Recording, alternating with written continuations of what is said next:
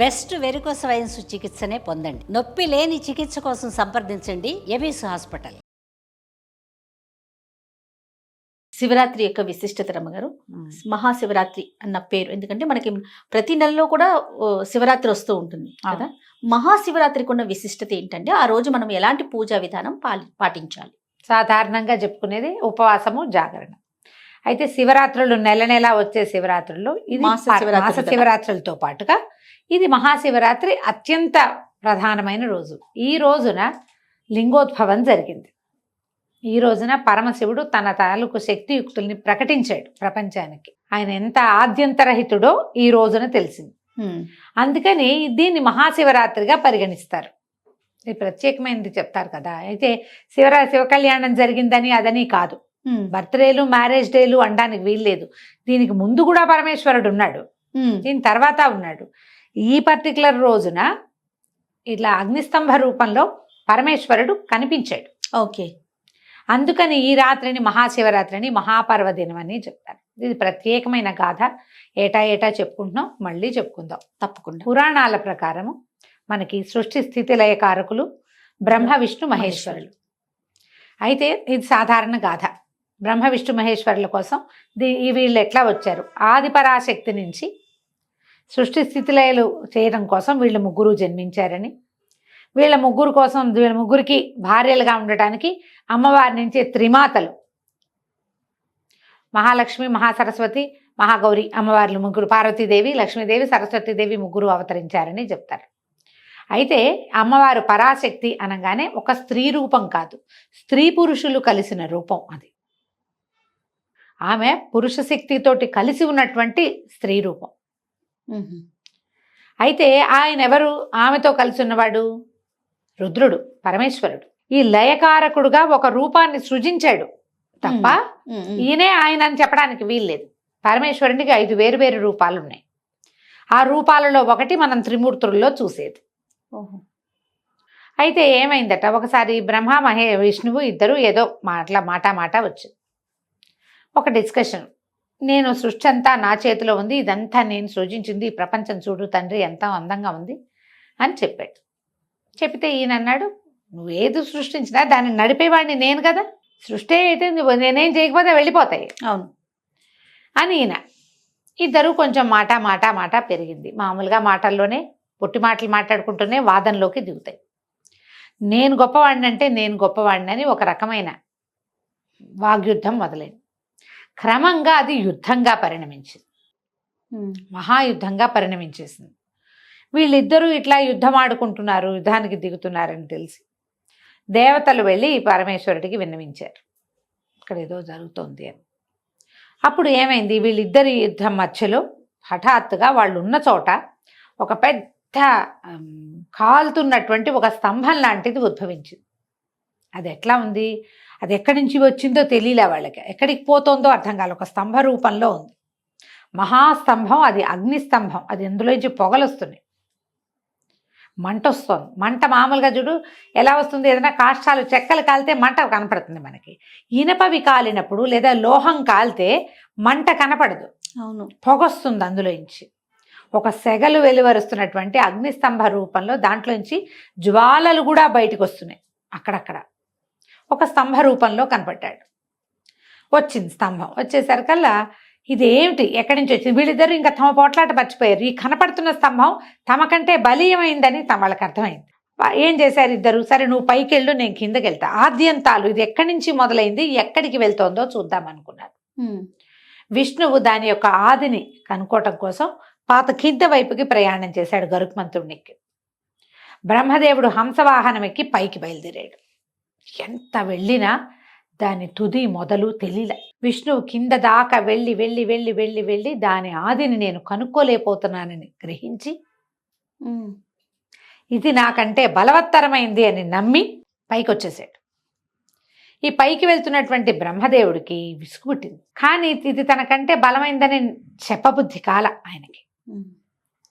ఆ సమయంలో ఏమైంది, ఈ పైనుంచి ఒక మొగలి పువ్వు కిందకు వస్తుంది, అలాగే ఒక ఆవు, కామధేను అని చెప్తారు, ఆమె కూడా కిందకు వస్తుంటే ఈయన ఏమన్నాడు, ఈ అగ్నిస్తంభాన్ని చూస్తూ వస్తున్నారు వాళ్ళు కూడా. అసలు ఆ మొగలి పువ్వు శివుడి మీద నుంచే రాలిపడిందని కూడా చెప్తారు. ఆయన జటాజూటంలో ఉన్నది ఆ పుష్పం రాలి పడింది అని. ఆయన్ని బ్రహ్మదేవుడు అడిగాడు వీళ్ళిద్దరిని, నేను దీని అంతం చూశానని చెప్తాను, మీ ఇద్దరూ నాకు సాక్ష్యం చెప్పండి అంటే విధాత కదా, ఆయన మాటకి వాళ్ళిద్దరూ ఒప్పుకున్నారు. ఆవు పువ్వు కూడాను కిందకు వచ్చారు. విష్ణువు నిలబడి ఉన్నాడు. అక్కడ దగ్గర బ్రహ్మదేవుడు కూడా వచ్చాడు. వచ్చేసాక నేను ఆదిని చూడలేదని విష్ణువు చెప్తే నేను అంతాన్ని చూశానని బ్రహ్మదేవుడు చెప్పాడు. వీళ్ళిద్దరూ సాక్ష్యం అన్నాడు. మొగలి పువ్వు అవును అవును చూశాడు, ఈయన చూశాడు, నేను చూశానని. ఆవు తలకాయ ఊపి తోకతోటి చూడలేదని తోకతో అడ్డం తిప్పింది. ఈ అగ్నిస్తంభం మాయమైపోయి ప్రళయకాల స్వరూపంలో ఉన్నటువంటి రుద్రుడు అక్కడ ప్రత్యక్షమయ్యాడు. విష్ణువుని సంభావించాడు. నీ శక్తి తెలిసి ఉన్నావు, నువ్వు ఎప్పుడు నాతో పాటు నువ్వు పూజలు అందుకుంటావు. నీ పేరుతో పూజ చేస్తేనే కానీ ఆ పూజ నేను వల్లను, నువ్వు ఉండాలి ప్రతి పూజలో. నీతో పాటే నాతో పాటు నువ్వు, నీతో పాటు నేను అని చెప్పాడు. చెప్పి బ్రహ్మదేవుడికి ఏం చెప్పాడంటే, నీకు పూజార్హత లేదు, నువ్వు అబద్ధం చెప్పావు కాబట్టి.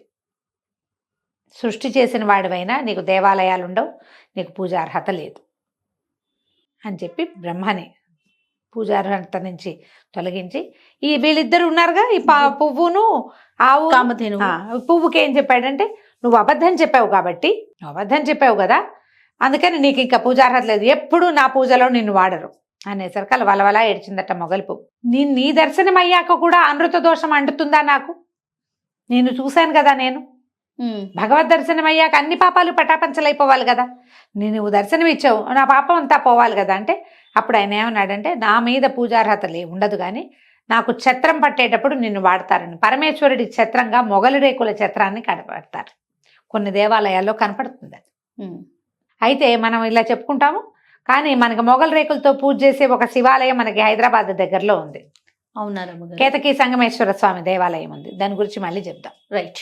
అయితే అక్కడి నుంచి కామధేనువుకి ఏం చెప్పాడంటే, ఆవుకి నువ్వు ముఖంతో అబద్ధం చెప్పావు, నీ ముఖానికి పూజార్హత లేదు, కానీ తోకతో నిజం చెప్పావు కాబట్టి నీ పృష్ఠభాగానికి వెనక భాగానికి పూజార్హత లభిస్తుంది. ఆవు ముఖం చూస్తే మేలు కాదు, వెనక భాగం చూస్తేనే మేలు అని చెప్పి ఇచ్చాడు. ఎప్పుడు ఏ సమయంలో అయితే ఇది లింగోద్భవం జరిగిందో, ఇట్లా అగ్నిస్తంభ రూపంలో కనిపించాడో, అది ఈ మహాశివరాత్రి పర్వదినం. ఈ మాఘ బహుళ శివరాత్రి రోజున ఆయన కనిపించాడు.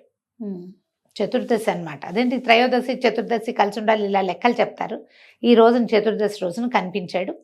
అందుకని ఆ ఏ దినాన్నైతే ఇది జరిగిందో ఆ రోజుని మహాశివరాత్రిగా పరిగణించమని పరమేశ్వరుడిచ్చిన ఆజ్ఞ చొప్పున అప్పటి నుంచి ఈ మాఘంలో వచ్చేటువంటి ఈ చతుర్దశిని, ఈ శివరాత్రిని మహాశివరాత్రిగా పరిగణిస్తున్నారు. ఈ సంవత్సరం అంతా ఉన్న శివరాత్రులు చేయలేకపోయినా ఈ ఒక్క శివరాత్రి నాడైనా మహాశివరాత్రి కాబట్టి ఎంతో కొంత ఉపవాసము, ఎంతో కొంత పూజ, ఓ దేవాలయ దర్శనము, అభిషేకం చేయటము. పరమేశ్వరుడి అభిషేక ప్రియుడు, ఎక్కువ అక్కర్లా, గంగాజలమే అక్కర్లా, మామూలు నీళ్ళు మంచినీళ్ళు తీసుకుని గంగేసి ఏమైనా చేయవా అని దాంట్లోకి మనం నదుల్ని ఆవాహన చేసుకుని ఆ నీళ్లు పోసినా స్వీకరిస్తాడు. ఓ 3 ఉద్ధరణల నీళ్లు మన ఇళ్లలో అల్మార్లలో అక్కడ ఇక్కడ శివలింగాలు షోపీసులుగా పెట్టుకుంటాం. ఆ షోపీస్గా పెట్టిన శివలింగాన్నైనా ఈ రోజున మనం చక్కగా పెట్టుకుని శుభ్రంగా ఒకసారి కడిగి కాస్త భస్మం అలది ఓం నమ శివాయ అని సాధారణంగా అందరు చెప్పే మాటతోటే మనం అభిషేకం చేసినా అభిషేక ఫలితం లభిస్తుంది. చుట్టుపక్కల దేవాలయాల్లో ఎక్కడికైనా వెళ్ళి ఎక్కడైనా అభిషేకానికి డబ్బులు కట్టి స్వయంగా పాల్గొనగలిగితే పాల్గొని అభిషేక దర్శనం చేసి అభిషేక తీర్థాన్ని తీసుకుంటే మంచి ఫలితం లభిస్తుంది. ఇది దీని వెనకాలన్న గాథగా ఇది చెప్తారనమాట. ఈ రోజున చేసిన వాళ్ళు అభిషేకం చేసినా, అర్చన చేసినా, దేవాలయంలో మారేడు దళాలు ఇచ్చినా, ఎవరైనా ఈ పూజ చేసుకునే వాళ్ళకి సహాయం చేసినా ముక్తి లభిస్తుంది. మరి శివపార్వతుల కళ్యాణం కూడా చేస్తాం కదా రమ్మగారు. అంటే ఇప్పుడు దాన్ని ఈ సమయంలో అయ్యిందని చెప్పడానికి వీల్లేదు.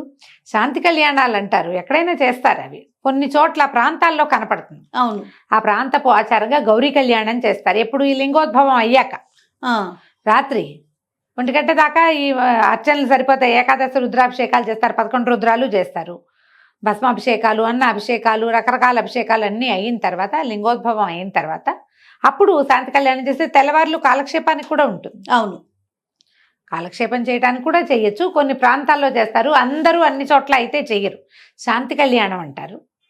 శివపార్వతుల కళ్యాణం చేసే విధానం కనిపిస్తుంది. కొన్ని దేవాలయాల్లో, కొన్ని మఠాల్లో, పీఠాలు, ఇళ్లలో చేసుకోరు. ఎప్పుడు గౌరీ కళ్యాణం, మనము సీతా కళ్యాణం ఇంట్లో చేసుకుంటాం అవును, అవునండి, కదా. అవును. కానీ ఈ గౌరీ దేవాలయాల్లో. కళ్యాణాలు మాత్రం దేవాలయాల్లో చేస్తారు ప్రత్యేకంగా. ఉమ్. విశేషమైన విధి విధానాలు ఉంటాయి ఆ కళ్యాణానికి, అందుకని అట్లా చేస్తారు. తక్కువ ప్రాంతాల్లో ఎక్కడైనా అవకాశం ఉండి మీరు జాగారం చేయదలుచుకుంటే చక్కగా దేవాలయానికి వెళ్ళి శివపార్వతుల కళ్యాణం కళ్ళారా చూడొచ్చు, అవకాశాన్ని బట్టి. తప్పకుండా రమ్మగారు. నమస్తే. నమస్తే.